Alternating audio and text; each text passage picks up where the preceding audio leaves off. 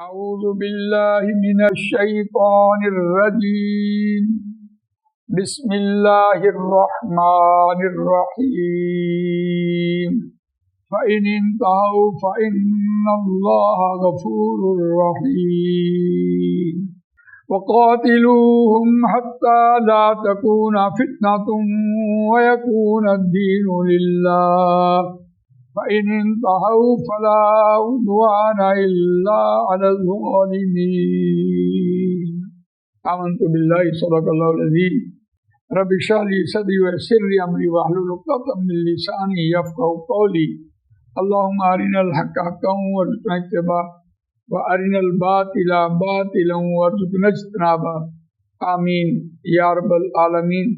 دوستو اور بزرگوں، سورہ بقرہ آیت نمبر 192 193 آپ کے سامنے تلاوت کی ہے۔ دوسرے پارے کا 8واں رکوع ہے اور اس رکوع کا مرکزی مضمون حج ہے یا عمرہ ہے۔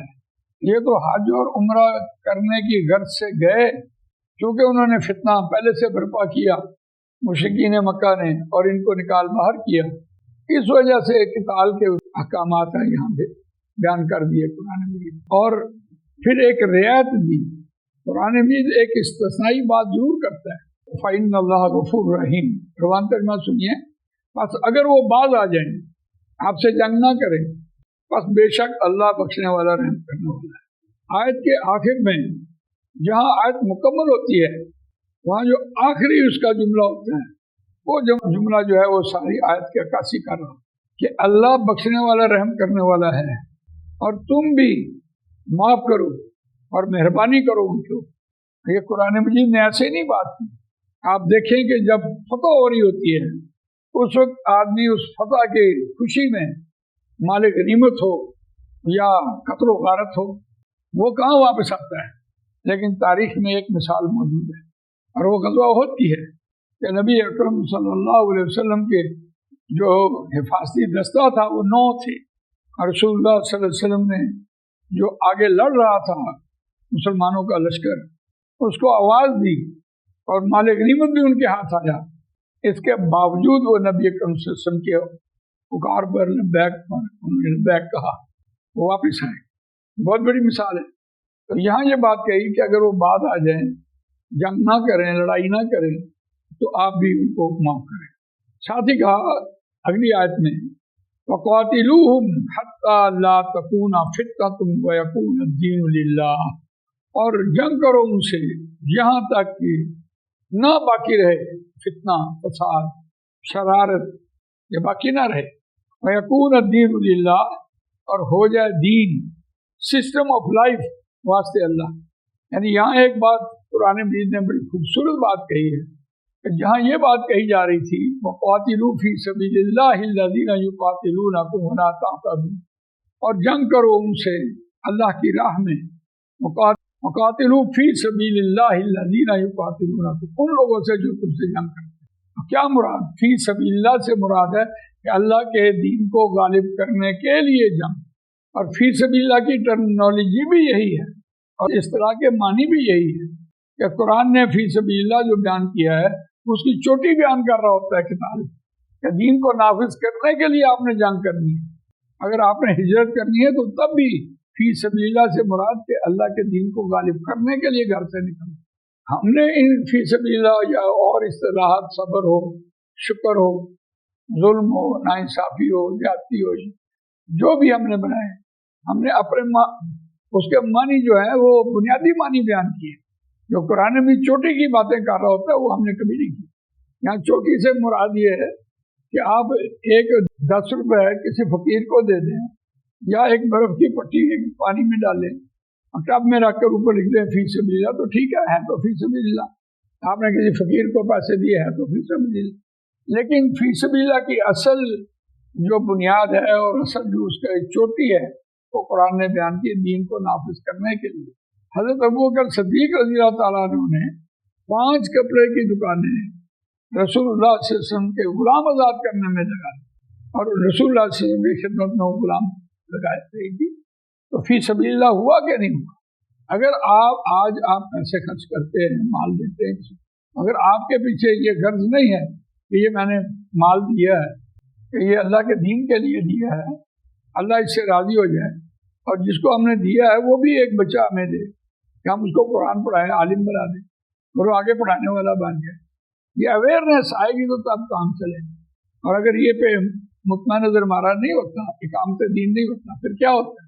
پھر ریا ہوتی ہے، پھر احسان کا بدلہ جتلایا جاتا ہے، پھر توقع رکھتے ہیں کہ جس کو ہم نے پیسے دیے ہیں وہ ہماری کوئی مدح بیان کر دے۔ اس غرض سے اس کو دیکھیے، یعنی یہاں تک کہ فتنہ ختم نہ ہو جائے اس وقت تک جنگ چلتی رہنی چاہیے۔ وَيَكُونَ الدِّينُ لِلَّهِ، اور دین اللہ کا غالب آئے۔ فَإِنِ انْتَهَوْا، بس اگر وہ باز آ جائیں، فَلَا عُدْوَانَ إِلَّا عَلَى الظَّالِمِينَ، فلا عدوان، بس کسی قسم کی کوئی زیادتی نہیں کرنی۔ اگر انہوں نے ہتھیار پھینک دیے، ہینڈز اپ ہو گئے، سیز فائر ہو گیا، تو پھر آپ نے ان سے زیادتی نہیں کرنی، حد تجاوز نہیں کرنی۔ ہاں ایک استثناء کیا ہے؟ الا علی الظالمین، مگر وہ لوگ جنہوں نے ظلم کیا ان کو نہیں چھوڑنا۔ اس کو نہ چھوڑنے کی وجہ یہ ہے کہ وہ باطل نظام کے سرکردہ ہیں۔ باطل نظام کو چلانے کے لیے یا نظام کو چلانے کے لیے ساری معلومات ان کے پاس پہلے سے ہے، اور یہ ان کے لیڈران ہیں۔ اگر آپ نے ان کو ڈھیل دے دی تو دوبارہ باطل نظام نافذ کر دیں۔ اس لیے یہاں یہ بات الا علی الظالمین ہے۔ تو اچھی طرح بات کو سمجھیے، کوئی سوال ہو آپ کا ذہن میں آ جائے تو یہ چینل ہے، اس میں کیجیے۔ اللہ تعالیٰ مجھے آپ کو قرآن مجید پڑھنے، سمجھنے، اس پر عمل کرنے، اس کو دوسروں تک پہنچانے کی توفیق۔ سبحانک اللہم و بحمدک، نشہد ان لا الہ الا انت، نستغفرک و نتوب الیک۔ اعوذ باللہ من الشیطان الرجیم، بسم اللہ الرحمن الرحیم۔ الشہر الحرام بالشہر الحرام والحرمات قصاص، فمن اعتدى عليكم فاعتدوا عليه بمثل ما اعتدى عليكم واتقوا الله واعلموا ان الله مع المتقين۔ آمنت بالله، صدق الله العظيم۔ رب اشرح لي صدري ويسر لي امري واحلل عقدة من لساني يفقهوا قولي۔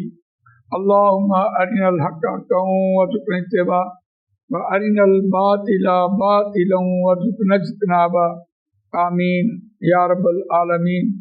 دوستو بزرگو، سورہ بقرہ آیت نمبر 194 آپ کے سامنے تلاوت کی ہے، اور یہ دوسرے پارے کا 8واں رکوع زیر مطالعہ ہے۔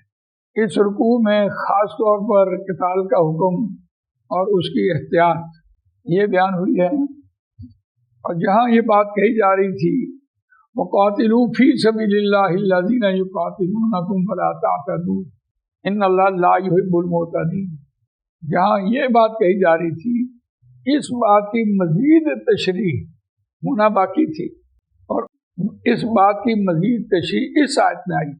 روان ترجمہ دیکھتے ہیں، الشہر الحرام بالشہر الحرام والحرمات، حرمت والے مہینے بدلے حرمت والے مہینے۔ یہاں دیکھیے جو حرمت والے مہینوں کی بات ہوئی ہے، اس سے مراد ذی القعدہ، ذی الحج اور محرم، یہ 3 حج کے مہینے ہیں، اور ایک مہینہ حرمت والا وہ رجب ہے۔ اور رجب بھی اس لیے کہ رجب کے مہینے میں قافلے مکے والوں کے لیے جو حاجی تھے ان کے لیے مال اکٹھا کرنا، کبھی شام کبھی مصر، تو وہاں سے وہ اپنے قافلے لے کے آتے ہو۔ ان 4 مہینوں میں جنگ کرنا منع ہے۔ بہرحال غزوہ بدر جو ہوئی ہے اس مہینے کی، رجب کے مہینے کی احتیاط نہیں کی گئی، لیکن وہ مضمون پڑھ کے آئے ہیں۔ اور یہاں دیکھتے ہیں کہ وہ حرمت والے مہینے جو ہیں وہ اس کے بعد آج تک ان میں جنگ کرنا جو ہے وہ حرام ہے۔ ہاں اگر دوسری پارٹی مشرکین مکہ یا کافر لوگ یا کوئی نان مسلم اس مہینے کی احتیاط نہیں کرتا تو مسلمانوں کو بھی یہ بات کہی جا رہی ہے کہ تم نے بھی اس کی احتیاط نہیں کرتا۔ الشہر الحرام بالشہر الحرام والحرمات قصاص، یہاں جملہ اس میں بنا گیا، حرمتوں کا بدلہ ہے۔ اگر تم ہمارا احترام کرو گے ہم تمہارا احترام کریں گے، اگر تم ہمارا احترام نہیں کرتے تو ہم بھی احترام نہیں کریں۔ اگر تمہیں اس 4 مہینوں کے اندر 3 تو متصل حج کے ہیں اور ایک درمیان میں رجب، اگر ان کا تم نے لحاظ رکھا تو ہم بھی لحاظ رکھیں۔ حرمتوں کا بدلہ ہے. فمن اعتدى علیکم فاعتدوا علیہ بمثل ما اعتدى علیکم، بس جس کسی نے زیادتی کی، حد تجاوز کیا، علیکم تم پر، فاعتدوا علیہ بمثل ما اعتدى علیکم، بس تم بھی حد تجاوز کرو اس کے اوپر، بمثل معنی ما اعتدى علیکم، جو اس نے زیادتی کی، اس نے حد تجاوز کیا تم پر. یہاں ایک چھوٹ دے دی گئی، واتقوا اللہ، اور ڈرو اللہ سے، وَاعْلَمُوا، اور جان رکھو، ان اللہ مع المتقین، یہ کہ اللہ متقین کے ساتھ. اور یہ ہدایت بھی متقین کے لیے ہے. اور متقین ہوتا کون ہے؟ جو تنہائی میں اللہ کو یاد رکھے. یہ اس کی بہترین تعریف ہے آج بھی. تو اس اعتبار سے دیکھیے، ایک اللہ کا خوف دل میں ہونا بہت ضروری ہے، اور اس کے بعد متقی اور پرہیزگار ہونا یہ بہت ضروری ہے. اللہ تعالیٰ مجھے آپ کو قرآن مجید پڑھنے، سمجھنے، اس پر عمل کرنے، اس کو دوسروں تک پہنچانے کی توفیق عطا. سبحانک اللہم و بحمدک، نشہد ان لا الہ الا انت، نستغفرک و نتوب الیک. جزاک اللہ.